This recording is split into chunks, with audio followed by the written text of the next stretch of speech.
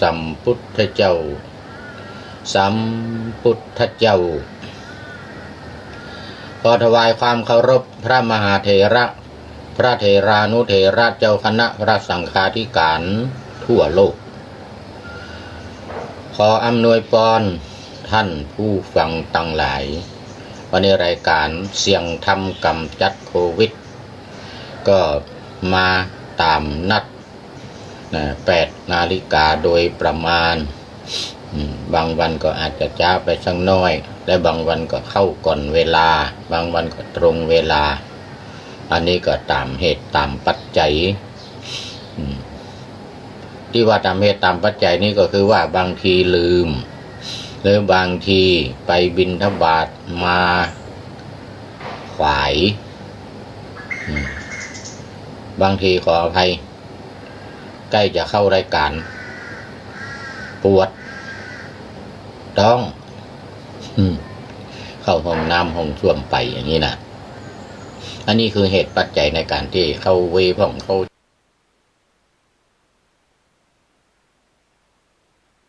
จ้าพ่องเข้าตรงเวลาพ่อง เป็นธรรมดา เป็นธรรมดาความจริงก็ต้องเข้าตามเวลา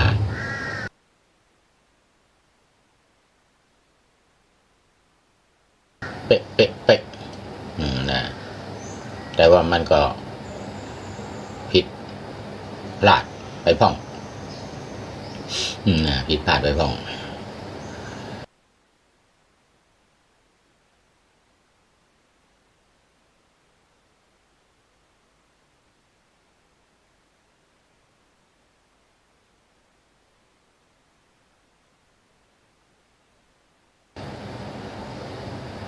วันนี้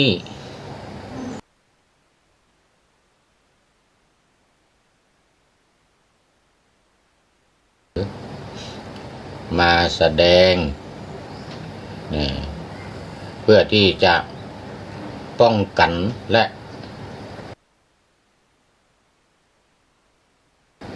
กำจัด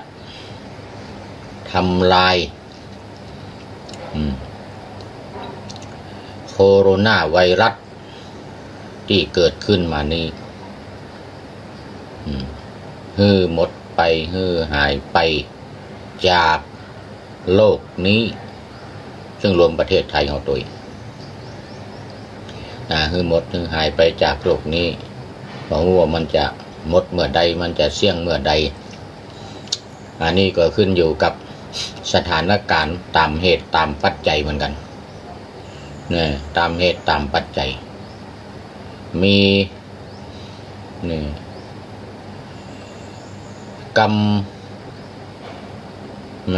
คำสอนย่อๆของท่านพระอัสสชิพระอัสสชินี่เป็น1 ใน 5ของพระปัญจวัคคีย์องค์สุดท้ายได้กล่าวย่อไว้กับท่านพระสารีบุตรสมัยที่ยังเป็นฆราวาสมาขอฟังธรรมว่าเยธัมมาเหตุปัปภวาเตสังเหตุงตถาคโตอาหะในจบวันนี้ต่อหนึ่งก็หมายความว่าพระตถาคตตรัสว่าสิ่งตั้งหลายมีเหตุเป็นแดนเกิดเยธัมมาเหตุปัปภวาตถาคโตอาหะสิ่งตั้งหลายมีเหตุเป็นแดนเกิด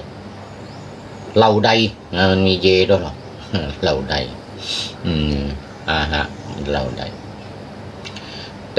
สังเหตุงเตสังเหตุงเพื่อที่จะกำจัดเหตุเหล่านั้นเตสังเหตุงก็เพื่อความดับแ แห่งเหตุเหล่านั้นตถาคตโตอาหาเตสัญจะเยธัมมาเหตุปปวาเตสังเหตุงตถาคตโตอาหะเตสัญจะโยนิโรโธเอวังวาทีมหาสมโนทีกี้เอาไปไว้ตั้งต้นมาใจเนอะมันอยู่ตั้งหลังเนอะเตสัง ตึกอาหะนั่นแหละอาหะพระพุทธพระตถาคตตรัสเหตุแห่งธรรมเหล่านั้นนะ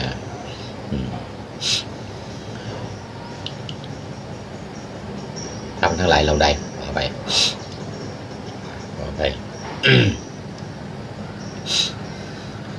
เตสังเหตุงตถาคตโตอาหะเตสัญจะเตสัญจะโยนิโรโธเอวังวาทีมหาสมโนพระมหาสมณะมีการตรัสอย่างนี้มีวาทีนะเอวังวาทีมหาสมโนพระมหาสมณะมีวาทะหรือมีการกล่าวอย่างนี้คือเตสังโยนิโรโธคือโยนิโรโธทำทั้งหลายเหล่าใดทำทั้งหลายเหล่าใดไปเอาประโยคหน้าที่ว่าไว้ตะกี้นะตะกี้นี้มาเดี๋ยวนี้เอายกมาแปลเป็นต้นความจริงมันต่อกันเหล่าใดอยู่ดังนี้แดนเกิด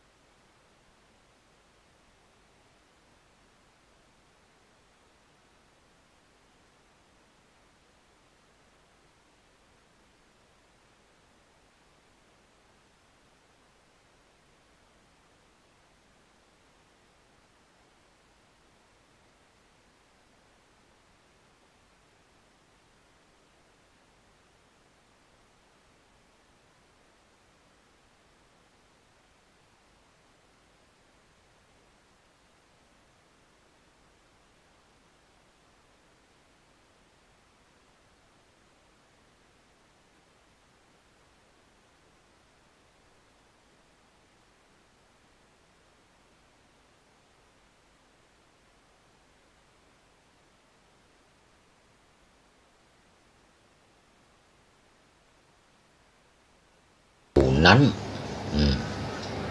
เปิ้นจะแปลรวบกันเนาะตึงประโยคหน้าตึงประโยคหลังตึงประโยคหน้าประโยคหลังคือประโยคหน้าหมายถึงว่าพระตถาคตตรัสสั่งตรัสความดับแห่งธรรมที่พระตถาคตตรัสว่าเป็นเหตุแห่งธรรมทั้งหลายเหล่านั้นนี่คือความย่อได้ใจความย่อว่าพระมหาสมณะมีการกล่าวความดับแห่งธรรมที่พระตถาคตตรัสว่าเป็นเหตุเป็นแดนเกิดหรือเป็นเหตุเป็นแดนเกิดแห่งธรรมเหล่านั้นนี่นั่นก็หมายความว่าในพระพุทธศาสนานี้พระพุทธเจ้าหรือจะเรียกว่าพระมหาสมณะหรือเราจะเรียกว่าพระตถาคตโตก็ตามหรือบางทีเรียกว่าพระควาพระผู้มีพระภาคพระควาหมายถึงพระผู้มีพระภาคพระผู้แบ่งทำเป็น84,000พระธรรมขันธ์นี่เพิ่นเรียกว่าพระควาเป็นพระผู้มีพระภาคบางทีก็เรียกพุทโธเรียกว่าพุทธะนะพุทธะคือผู้ตรัสรู้ผู้รู้ผู้ตื่นผู้เบิกบานอะไรเงี้ยนะมีหลายศัพท์ชื่อเรียกพระพุทธเจ้าบางทีก็เรียกว่าสัทธาหรือ ภาษาไทยว่าศาสดาเป็นสันสกฤตศรัทธานี้เป็นภาษาบาลีเรียกว่าศรัทธาคือพระศาสดายังมีคำตรัสว่าพัทโยนิโรโยธรรมโมจะวินโยจะเนี่ยตัวนี้เป็นใจคำว่าศรัทธาทั้งหลายนะโวศรัทธาเป็นครูของเธอทั้งหลายเป็นศาสดาของเธอทั้งหลายอย่างนี้เป็นต้นดังนั้นทรัพย์ทั้งหลายเหล่านี้ที่เรียกว่าเป็นไวยพจน์ชื่อแตนคำแตนชื่อของพระพุทธเจ้าพระมุนีก็มีมุนีเป็นผู้รู้มุนีก็แปลว่าผู้รู้มีทำลายชื่อมีทำลายชื่อเอาใจความที่มันเกี่ยวข้องกับโควิดนี่ก็แล้วกันใจความที่มันเกี่ยวข้องกับโควิดที่จะดับโควิดแก้โควิดกำจัดโควิดนี่ได้เนี่ยนะจะยากอย่างใดล่ะจะยากอย่างใดเอากรรมย่อๆที่ท่านพระอัสสชิกล่าวกับพระสารีบุตรจนเป็นฆราวาสนี้มาวันนี้นะวันนี้เอาตอนนี้เข้ามาส่วนสถานการณ์นั้นที่ว่าเหมือนเดิมนั่นก็คือ19 ล้านใกล้จะ20 ล้านละ20 ล้านหูหมูเนี่ยวันนี้ยังมาได้ดูข่าวไม่ใช่แต่ว่ายังมาได้ดูข่าวแต่ว่าเป็นของตะวันซืนแต่ว่าดูเป็นของตะวันซืนถ้าดูวันนี้จะเป็นของตะวายังไม่ได้ดูเตือกยังไม่ได้ดูเตือกมีเวลาดูเตือกมันเป็นยังถืออันเก่าไว้ก่อน19 ล้านไปอันที่เสียชีวิตไป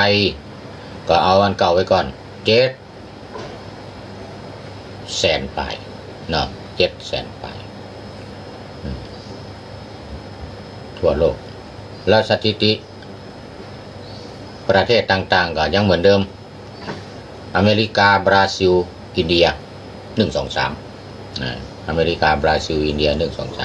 4 5 6 7 8 9 10นั่นก็สลับกันไปสลับกันมาสหราชอาณาจักรพ้องไอ้อย่างที่จังขึ้นมาเนี่ยเปรูกาชิลีกาไอ้อย่างนั้นรัสเซียแต่หมู่อิตาลีเยอรมันไอ้อย่างพวกนี้ไปไกลละลดลงไปไกลละอิหร่านที่ดังสมัยต้นอิตาลีอิหร่านเยอรมันมูนี่นะฝรั่งเศสเนี่ย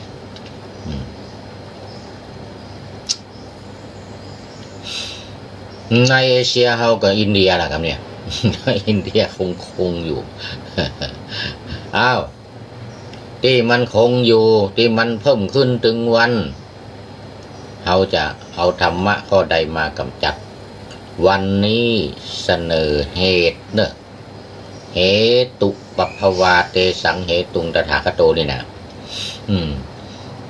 การดับโยนิโรโทเอวังวาทีมหาสมโนนะผมว่าพระมหาสมณะมีการตรัสว่าการดับโควิดนี่นะเราเอาโควิดมาใส่เตสัญจานะอะไรว่าอย่างใดนะเตสัญจะโควิทันจะเตสัญจะโควิเทสัง ดอเด็กนี่ภาษาบาลีมันจะเป็นทอทหารเนาะน่าจะเป็นทอทหารเนอะโควิดได้นะในบาลีมันจะเป็นทอทหารเขาเอาโควิดไปใส่ติเตสัญจะเลยนะเตสังโควิเทสังเตสัญจะโควิเทสังการดับนิโรโทนะการดับโควิดเหล่านั้นการดับโควิดที่พระตถาคตตรัสเหตุแห่งธรรมะเขาก็เปลี่ยนเป็นโควิดเหตุแห่งโควิดเหล่านั้น ดับเหตุแห่งโควิดเหล่านั้นนะตรัส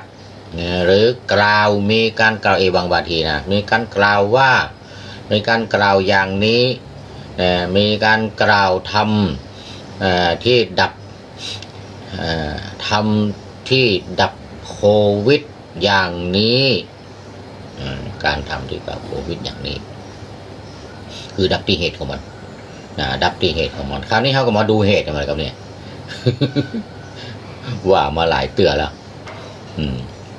ประเดี๋ยวนี้ตดกันไปตดกันมาอเมริกากับจีนก็ว่าอเมริกาเอามาปล่อยอเมริกาก็ว่าทหารอเมริกาไปติดมาจากจีนเป็นคนปล่อยอ่ะล่ะ จีนเป็นคนปล่อย ว่าไปยังบ่มีข้อยุติเด้อนะยังมีข้อจะจังมันยังมีข้อยุติเด้อแต่ถือว่าเป็นเหตุกันแล้วกันถือว่าเป็นเหตุที่สำคัญนะเรื่องมันนะเหตุที่สำคัญเลยทีเดียวนะว่าทำให้เกิดความร้อนไห้ในโลกเหตุของมันก็คือ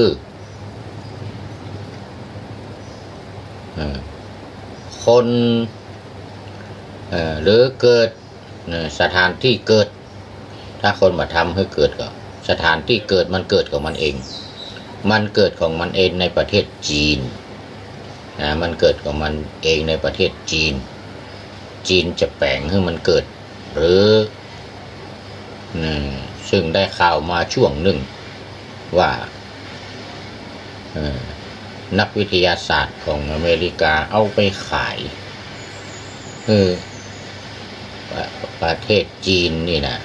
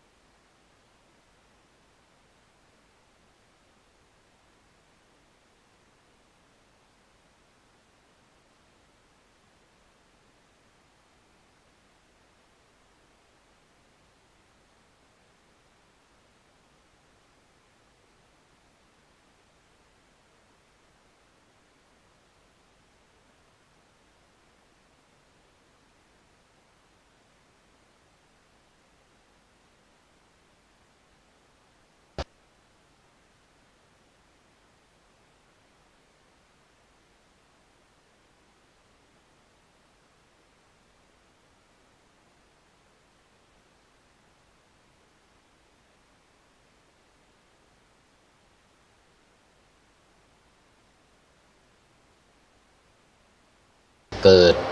แบบแพร่ไปแบบแพร่กระจายแบบขยายไปหรือที่มันเกิดแล้วเนี่ยบางว่าไข้ยังมีอยู่ก็มีใครมีเป็นไข้ก็เป็นขี้มูกน้ำลายก็สารคัดหลั่งที่ว่าจะออกมาจะทำมือแพร่กระจายไปหาคนอื่นเนี่ยมีก็เมื่อยก็นี่นะถ้าบ่าเมื่อยบ่าเป็นไข้บ่ามีวัดน้ำมูกไหลบ่ามีสารคัดหลั่งออกมาจากหูดังหรือมันก็จากกระพุ้งแก้มที่มันจะออกมาทางปากนี่นะภายใน14 วันถ้ามีก็ปล่อยมามีก็ปล่อยออกมาอันนี้แหละคือต้นเหตุการดับต้นเหตุคือดับอย่างนี้แม้แต่การใส่แมสการใส่แมสหรือเฟสชิลเนี่ยการใส่แมสหรือเฟสชิลคือหน้ากากตึดหูดังตึดปากตึดตาเฟสชิลนี่มาใส่ทางบนลงมาใส่หน้าผากลงมาปิดตาปิดปากปิดหูดังอันนี้ก็เป็นต้นเหตุเหมือนกันดับต้นเหตุมันนี่อันนี้ก็เป็นต้นเหตุมันจะแพร่ไป ป้องกันบ่ให้มันแพร่เข้ามานี่ ป้องกันบ่ให้มันแพร่เข้ามาแล้วก็ social distancing การอยู่ห่างทางสังคมคือสังคมนี่คือการอยู่รวมกันเนาะสังคมนะการเข้าไปอยู่รวมกันอยู่ห่างกัน2 เมตรขึ้นไป3 เมตรสำดี4 เมตรสำดีแต่อย่างน้อย2 เมตรห่างกันอันนี้ก็เป็นเหตุเป็นต้นเหตุที่จะทำให้มันแพร่กระจายมันรับพิษรับสารรับไวรัสเข้ามาหาตัวเราได้ถ้าอยู่ห่างกันเนี่ยก็หมดเรื่องอย่างนี้นะอย่างอีเป็นต้นรวมไปถึงสมัยก่อนพุ่นน่ะสมัยที่มันเกิดขึ้นใหม่ๆนะที่เขาว่ากันนะที่เขาว่ากันกฎตั้งเป็นกฎเป็นระเบียบอย่างการขึ้นมาเนี่ยกินห้อนจ้อนกูเนี่ยอยู่ห่างล้างมืออาบน้ำ อยู่ห่างล้างมืออาบน้ำกินห้อนจ้อนกูอยู่ห่างล้างมือจ้อนกูก็จ้อนไปจ้อนมันมาได้ไปร่วมกันอยู่ห่างกันก่อนเนี่ย distancing อยู่ห่างกันเดี๋ยวมา distancing ขออภัยdistancing ล้างมือก็เอาน้ำเอาสบู่เอาอย่างใส่ถ้าบ่มีน้ำบ่มีสบู่ก็เอาเจลล้างมือเป็นขวดนั้นล้างให้สะอาดบ่อยๆล้างเจือนะให้มือสะอาดอยู่เสมออาบน้ำวันละ2 เตื้อ3 เตื้อเมื่อเดือนนี้วันละเตื้อก็ได้ละมันเริ่มหนาวละ มันเริ่มหนาวโอ้เดี๋ยวกันเดี๋ยวมันเริ่มหนาวนี่มันก็ซ้ำจะต้องอาบนักอ่ะเพราะว่ามันเชื้อโรคนี่มันชอบหนาวลูกประเดี๋ยวมันจะติดนะมันจะติดเขาอ่ะมันชอบหนาวเพราะนั้นเขาก็จะต้องอาบบ่อยๆขึ้นอาบบ่อยๆขึ้นหลังจากที่เขาอาบวันละ2 เตื้อ3 เตื้อก็อาจจะเป็น4 เตื้อ5 เตื้อมันสะอาดบ่ให้มันติดบ่ให้มันมาสู่เฮาบ่ให้มันมาสู่เฮามาอยู่ได้ขอไปบ่ให้มันมาแล้วบ่ให้มันอยู่ได้เพราะอย่างเพราะว่ามันเฮาบ่สกปรกเฮามันมีความสะอาดมันบ่สกปรกอย่างนี้นะเพราะฉะนั้นเหตุตั้งหลายวันนี้เน้นเหตุมันนะเหตุเกิดมันเหตุที่มันจะแพร่กระจายเนี่ยนะเหตุเกิดของมันที่มันจะแพร่กระจายไปโดยประการอย่างใดเนี่ยนะอันนี้ขอเน้นในวันนี้ธรรมะในวันนี้โดยยกเอาหัวข้อธรรมที่ท่านพระอัสสชิก็พระอัสสชิกำลังจะเสาะหาบทประพันธ์เอามาลงท้ายวันนี้นะบทประพันธ์สักบทหนึ่งนี่นี่เป็นคำคล้องจองนั่นแหละใกล้จะหมดเวลา ใกล้จะหมดเวลาพูดเรื่องถึงเหตุกับผลเหตุเกิดดับเหตุมันเขาจะดับอย่างใดอย่างใดวิธีการอย่างใดหัวข้อธรรมวันนี้เยธรรมาเหตุปปวาธรรมที่เป็นเหตุแห่งแดนเกิดเป็นแดนเกิดของโรคโควิดตั้งหลายวิธีการตั้งหลายย้ำไปตั้งแต่ตอนต้นที่กล่าวมาว่าธรรมะที่เราจะเอามาป้องกันและกำจัดโควิดได้นี้คือการดับเหตุเกิดแห่งโควิดวันนี้นะเหตุเกิดของโควิด62เนี่ยโควิดปี62หรือว่า19เนี่ย ปี2019พุทธศาสนาก็ปี2562นี่คือใดนั้นก็ต้องดับที่เหตุเกิดของมันฝากถ้อยคำที่เป็นคำคล้องจองกันสุดท้ายนี้ไว้ว่าทำให้มากคือทำความดีมีให้มากคือมีน้ำใจให้มากคือให้อภัยลืมให้ได้คือความแค้นจำให้แม่นคือคุณของคนถือให้ทนคือสัจจะถือให้ทนคือสัจจะละให้หมดคือกตัญญูละให้หมดคือทำผิดขออภัย ละให้หมดคือทำผิดยึดให้ติด